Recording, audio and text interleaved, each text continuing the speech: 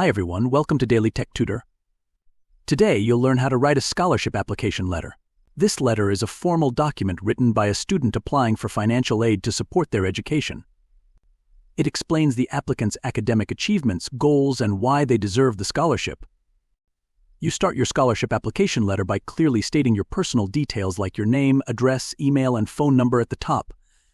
Then include the date followed by the scholarship committee's name and organization address. Begin your letter with a respectful greeting, such as Dear Scholarship Committee, to address the reviewers directly.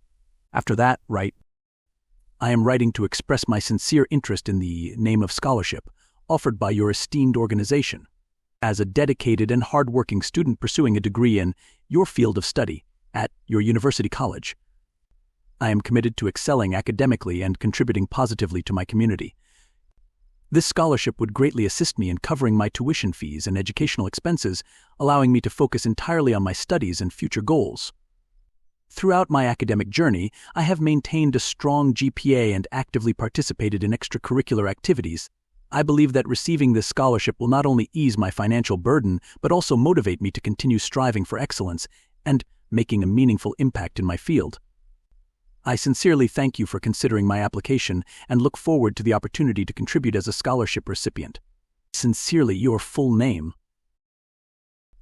Here's our sample scholarship application letter. You'll notice how it clearly explains the purpose of the application, your academic achievements, and why you deserve the scholarship. The letter highlights key details like your educational goals, qualifications, and how receiving the scholarship will help you succeed.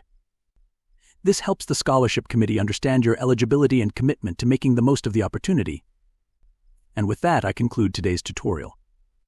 If you found it helpful, please like and subscribe for more tips on writing effective scholarship and education-related documents.